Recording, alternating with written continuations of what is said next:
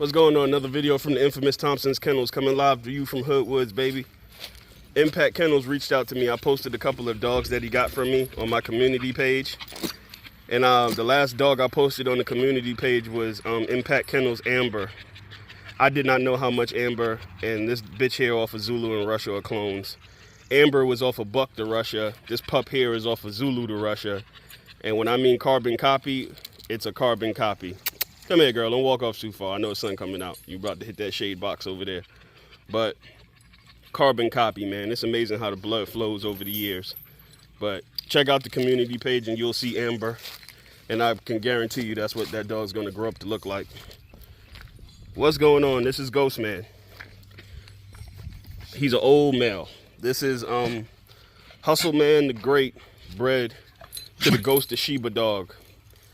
Belly mate brother sister inbreeding. He's a belly mate brother to Miss Trinidad. Essentially, when I lost Hustle Man the Great, I used Ghostman here as if he was Hustle Man. They are carbon copies of each other. This dog here is a inbred off of Ghostman to his belly mate sister. So any breeding I ever wanted to do with Hustle Man the Great, I used Ghostman essentially in the program. He's a big part of the program. He's the sire to the Widowmaker dog. He's the sire to Black Orca. He's the sire to Blue Ivy. I mean, he's the sire to Zulu and Boots. We bred him to Black Sealy. We bred him to Cookie. We bred him to Black Mary. So he's well predicated on the yard. And like I said, I use him as if he was Hustle Man. He's a clip smarter than Hustle Man, but as you can see the ground, he's one of those dogs that like to dig and act wild just like Hustle Man did. But yet again, for a lot of the people who deal with me who would never got a chance to see Hustle Man other than old videos, this would be Hustle Man. It's the same exact dog down to the markings.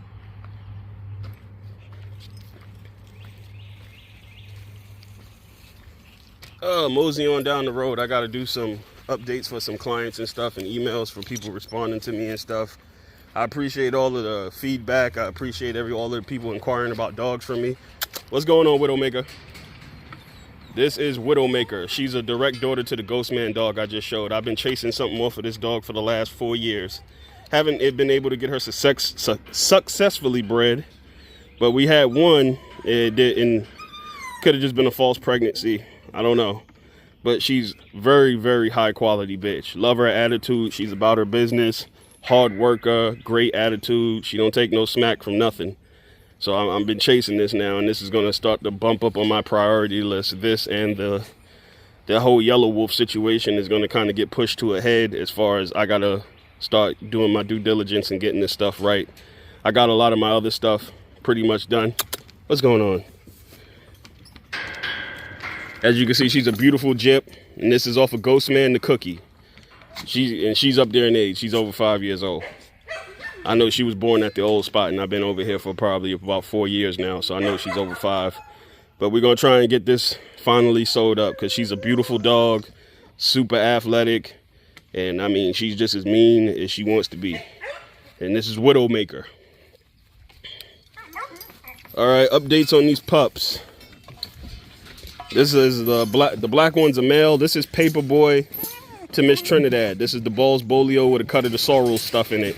These will be great grandkids to Maha, because Paperboy would be a grandson to Mailman and Mean Maha. I'm getting ready to separate these two. I got the other large male out. I haven't rehomed the other male yet. Haven't had great conversations. You know, things ain't lining up either money wise or living situation wise, and you know, when that doesn't line up, I gotta pass up on future clients. But this is a nice breeding right here. Brindle one is a female yet again. The black one is a male. I got the other male separated. He can't be in there with them two. It'll be a goddamn horror show. But these are these two. These are Miss Trinidad the Paperboy. You know, look at the videos and you'll see Paperboy. Paperboy is a direct son to Flash. Flash is off of Mailman. So these are great grandkids to Mailman, if you want to say that. So yeah, and as you can hear their mouth popping, they are very intense dogs. That's why I said certain possible clients reached out to me about this, but the living situation ain't correct for these type of dogs here.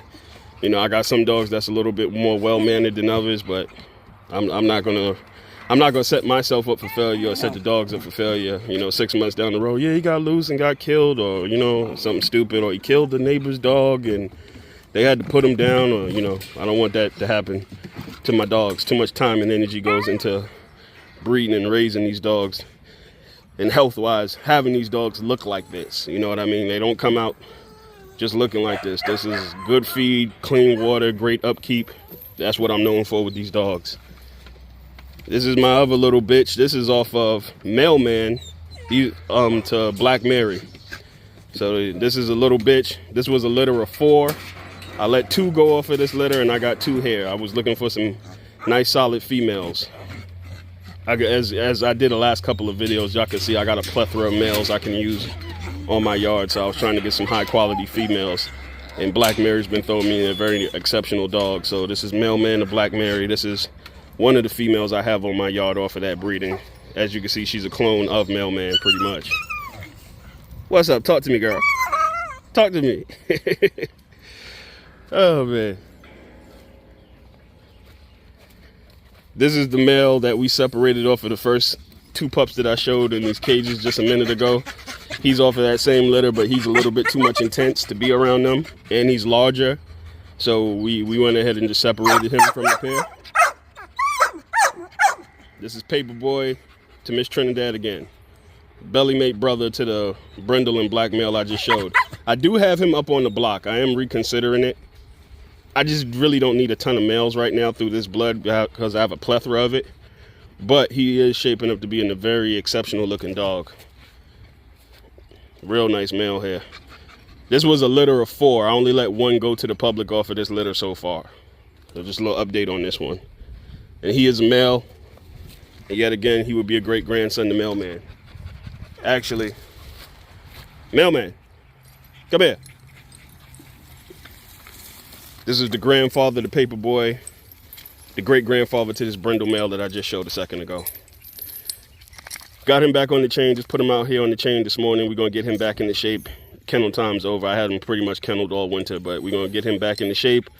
This is Mailman. We call him Mailman because he always fucking delivers. So, a lot of dogs predicated off of this. You as a gangster, just lift your leg high and piss, right? But what you call, this is one of our main backbone dogs. A lot of the dogs you'll see on my yard will be predicated. If you're talking balls and bolio stuff, you're going to talk about these dogs being predicated through Hustleman, of course. And I use a combination of Mailman and Ghostman. Those are 2 direct sons off of Hustleman. And I just raise hell with those 2. I can weave those 2 dogs in and out and come up with great dogs all the time. You know, product speaks for itself. What's going on, little mama? What's going on, little mama? What's going on, little mama? This little bitch here is crazy. What's going on, girl? You ain't gonna come out for the camera? She's mad. We separated her from her sister, so she's been acting a little funny. But this one here is off of a belly mate sister too. Come here, girl. She's a belly mate sister to the little brown pup I just showed earlier. We just separated them 2 a couple of weeks ago. They've been doing pretty good. As you can see, she's a nutcase like Mailman. I named her Dirty Mary. I know that's kind of cliche, but I don't give a fuck. I wanted to name her that, so I did. Very reminiscent of the Dirty Mary dog. Boyle's Dirty Mary. Getting ready to throw her on the chain. I want to see how she acts on the chain as well. But that's pretty much an update. Like I said, brindle male is possibly for sale. Don't know yet. Like I said, bang the email. We could discuss it. I haven't made up on my mind if I wanted this black male hair or that brindle male. I keep going back and forth. It's so hard to make decisions in these dogs. And you don't want to put yourself in a situation where you're relying on somebody. If that don't work out, now you're screwed. So, you know, you're better off just putting the work in with your dogs, keeping them, raising them up, schooling them out yourself, and making your assessments. But we gonna see. You can bang the email about that. Whew. Rush. I think I overfed you yesterday, girl. Yeah, I was pouring food kind of heavy. This is Black Sealy right here. This is the mother to Russia. But people was asking me business-wise, I ain't gonna make this too long, about pricing the dogs and all of that stuff. You know, it depends on how you're approaching your kennel and your business, and this is not for game dogs exclusively. This is for any breed of dog. You know, setting your pricing, having a certain level of clientele of people who want to deal with you, you know, all of these stuff plays a huge part. You know, having a history in dogs and showing your lineage. I'm a little bit different. I just didn't acquire a bunch of popular dogs and started breeding and said it was a kennel and started distributing dogs. I started from the ground up. I've cultivated my own family tree of dogs, my own lineage of dogs. These are all Thompson Kennels dogs. Couldn't tell you really the last time I went out and purchased a dog, to be honest with you. But with that being said, for the young brothers trying to start, you know, I get a lot of questions, man. How do you charge and how do you get a certain amount of money for your dogs? It's all based off your clientele and who's interested. And like I said, the abundance of dogs you're breeding, because everybody's in a different lane and caliber when we come to these dogs and have these dog discussions and stuff. If I was a person that was doing 12, 13 breedings a year, I can drop the prices on my dogs to low because I have an abundance of them. So I'm playing the quantity game other than the quality game. Not saying those dogs ain't quality, but just for example, you're playing the quantity game. So you can lower your prices on your dogs because you have an abundance of them. Like a person like me who does 2 breedings a year, the most I've ever done in a year is 4. So, and I've never sold more than 12 dogs a year. Haven't even approached 12 yet. So basing how you run your business, I consider myself more of a hobby breeder, but my dogs are not cheap. They are expensive. You know, my dogs can range from $1,500 to $2,500 depending on what it is. But yet again, people wait for those dogs from me.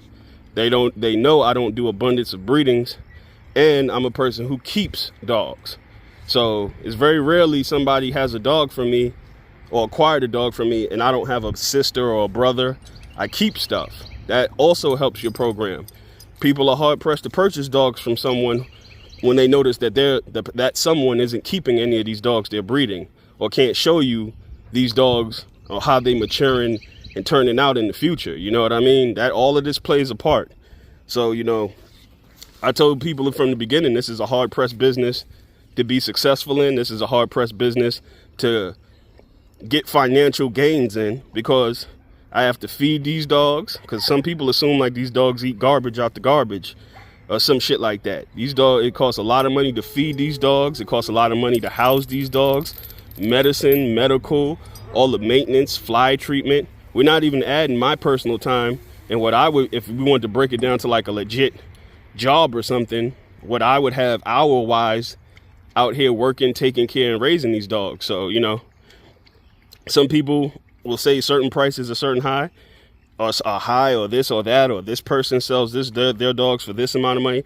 Yet again, that has nothing to do with me. Because yet again, this conversation will turn into something as if like when you go to Walmart, do you sit there and ask for the manager and ask them why this costs so much? No, you pay it. So yet again, I'm not a person who's mass producing dogs. Every 3 months you see me up here with another litter of puppies or 6 litters of puppies. So different lanes and different categories for different breeders. I consider myself more of a hobby breeder because these dogs don't pay my bills. I sell a dog, I get pallet of dog food, medicine, you know what I mean? It's pretty much if they can be self-sufficient and take care of themselves, I'm a happy camper. So yet again, for the young brothers, put your time in, put your work in. We're in the age of social media. You can record your lineage with your dogs and how your dogs are maturing and turning out. You have good clients that deal with you. They'll send you pictures and videos of their dogs. You can post them so people can have an idea of what you're producing and how they're turning out. This isn't 1960 where we can advertise dogs with accolades and all that stuff. That's historical stuff. 2024, you get your ass locked up. Talking about anything illegal with these dogs or trying to promote them in a legal way and think you're going to distribute puppies and not end up getting jammed up by the law. So you might as well just play the honesty game, put your time in working with your dogs. And if people, like I always say, there's always going to be a group of people or clientele that's going to like your dogs and be interested in your dogs.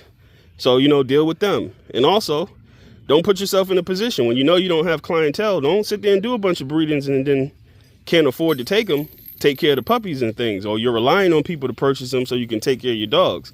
You got to be financially stable to be in this dog game, point blank period.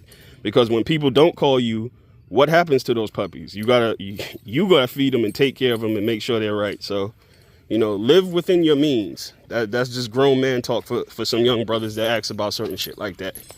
Live within your means and don't put yourself in a situation where these dogs become stressful, because once they become stressful and it's a financial burden on you and your household, it's not fun anymore. You're going to want to get out of it. So stay in your lane. Other than that, Miss Hustle. Beautiful bitch right here. Beautiful. Another foundation bitch. I'll do a video. I got a phone call yet again when I'm recording. But this is Miss Hustle. I'll do a video on her and some of the dogs and the lineage and how important this dog was to the camp. But yet again, I hope all is well in YouTube land and y'all have a blessed one. Peace out from Thompson's Kennels. What's going on, baby girl?